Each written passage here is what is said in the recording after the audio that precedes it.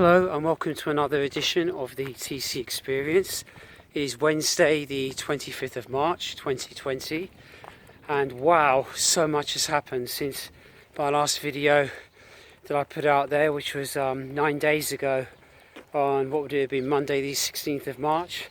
And that day I recorded just after I'd had a lovely afternoon cream tea, and it was a lovely day, warm sunshine, many people were out, and everything felt so eerily normal, even though we knew what was coming with this coronavirus. And then that evening, the Prime Minister announced or advised us all about staying away from pubs, restaurants, clubs, theatres and so on. And then gradually during the week, a number of those establishments closed down, but still a lot of people were going out. So on Friday evening they announced to close all of these places, and then on Monday evening we had an even more serious announcement, which has really put us into a lockdown now, where everywhere is closed now except essential shops and services. We're told we're allowed out for one exercise, walk or cycle per day, and I am really grateful for that. They haven't locked us in completely, and I'm glad this lovely open park has stayed open. But a funny thing here is all the cafes are closed, all the kiosks have closed, and all the public toilets have closed. And I'll let you into a secret. When I come out for these walks, I might be out for a while, and there's many a time where I do need to go to the loo. So at some point I have my 20p's, because there are places you have to put 20p in to go. But all these places are closed now, so I think we're in this for quite a while, and I just hope somehow I'm going to be okay to last from start to finish without needing to go for a pee. Otherwise things could get a little bit tricky. Or maybe, as you see, I'm doing this now in a lovely wooded area if I find a quiet place. But where I've just come from, it was very open. It's really quite a breeze out there, but it's more of a cool, refreshing breeze rather than bitingly cold. I can also tell you that there's a lot more people out in the park on a weekday than there ever was when I was usually walking, but still a lot better from the mayhem of Sunday when everywhere was absolutely packed and they had to close the gates, and now they're closed for the duration.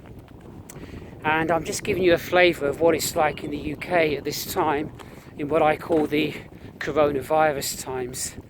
Another thing I will share with you is I was watching a documentary on BBC iPlayer from 2018.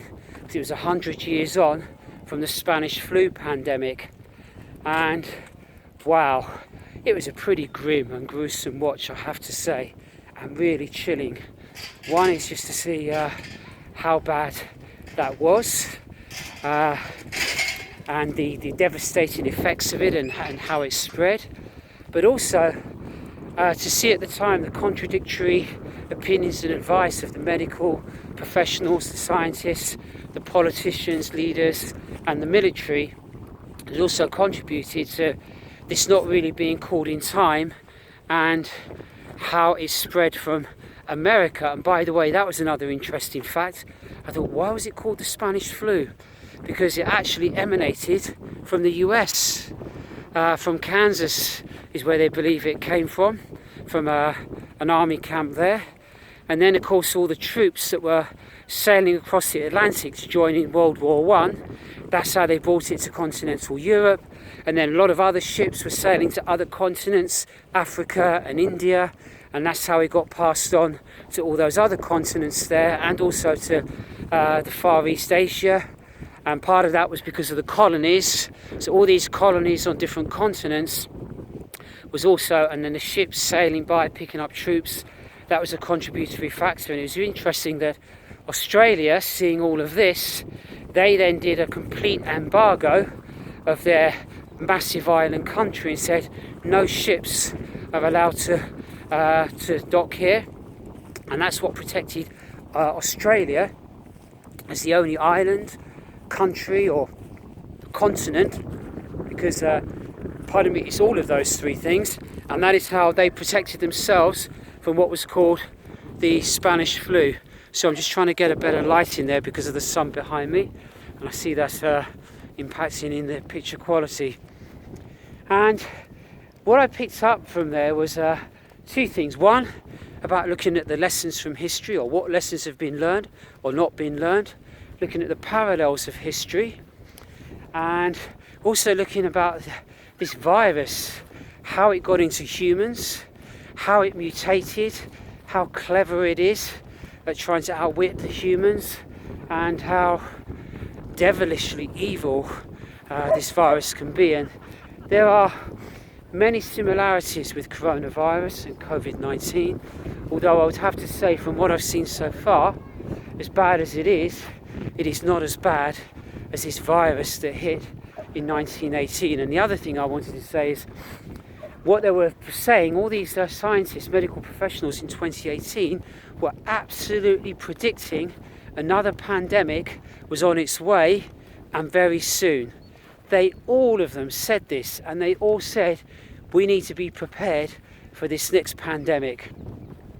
So what happens? We get to 2020, and lo and behold, we are not prepared. We're not prepared, are not prepared. We've all been caught out. Some countries more than others, but no, I think we all were. Italy was caught out, China was caught out, but they did manage to turn it around very swiftly in China.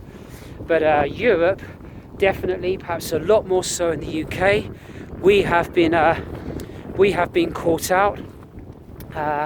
We haven't got the right equipment, the proper protections, the mask protections.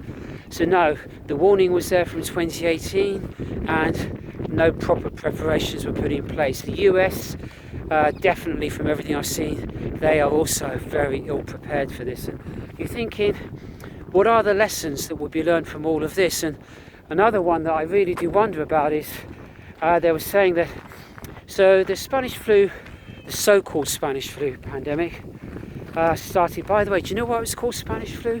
Because all the other countries that were involved in World War I, they covered it up. They absolutely covered it up in the media because they didn't want to do anything that would deter or deteriorate morale. But Spain, which was a neutral country, absolutely reported it in the media. They didn't have those restrictions. And so because it came to public light in Spain, because of their media reporting, somehow they believe, well, this is where it's come from, or it's much, much worse in Spain. Hence, that's why they called it the Spanish flu. But actually, it emanated from America. And I'm making that point because US President Donald Trump has a habit now of calling it the coronavirus the Chinese virus. Well, if that's how he wants to call this virus, as the Chinese virus, maybe we should rename the Spanish flu of 2018 and rename it as the American flu. So yeah, there's a thought to throw out there as well. So what I was saying is, yes, so this flu pandemic of 2018, it started in January of that year. It absolutely subsided by August of that year. They thought it had pretty much gone. So life was returning back to normal again. All the restrictions were lifted. And lo and behold, in September, you saw the rise again, and it really came back with a vengeance. October, November, December, January, it was really bad. And what happened is this virus had mutated where it had found a way of staying comfortable within humans, but also becoming a lot more deathly. And that is where the vast majority of the deaths occurred during that second wave pandemic. And what they estimate is, in total worldwide, the deaths were 50 million. Some are saying it could have been as many as 100 million. But even if you stick with 50 million, they also said that is 10 times more than what were killed in total for World War I. And that really gives you a perspective there. So what I wonder is, say when this pandemic, it all subsides, will all the countries decide to lift everything and go back to what was the previous normal? And then when we'll be hit by this second wave pandemic, which will be much more deathly, as happened in 1918. And I'm saying that because I've seen reports of Donald Trump, the leader of what's seen as the leader of the free world, but also a country of 350 million population, they also say it's the most powerful country in the world, and he's the leader of that country, and he's saying, oh no, okay, we want to get back to normal, back to work as quickly as possible, maybe only 2 weeks, and then we all should get back to work again. So I fear that he has no sense of history, no sense of those parallels, and I do fear that he could be leading by a really poor example there. So I hope not. I hope in Europe and I hope in the UK we don't follow that path. We're a bit more cautious and careful, and somehow we get through this and in a better way, because another benefit that's come out of this is for climate change. The rivers far less polluted now. That has been proven and seen. Fish are coming back where they weren't seen before. There's far less CO2 emissions, so we've got cleaner air. There's a lot of less aeroplanes in the sky, a lot less trains, a lot less traffic, a lot less people going to work or commuting to work. And I just wonder whether in this digital age where we're all getting used to doing so much more digitally, and there are people who are engaging it in a way they never did before. They're all using these different platforms that allow you to hold conferences and events and connect with people from home. And so you do wonder whether there could be a big shift there where if they see the evidence of a lot of us can get by without needing to go to work. And yes, there are jobs where you do need to go out and be out in the open and be with people and go to places, I accept that, but there are many others who don't. And so could it mean that people who work in offices a lot more, and companies will see this, they could actually all work from and connect from home, all set up there, and that means in the future a lot less people travelling by trains, by car, by buses.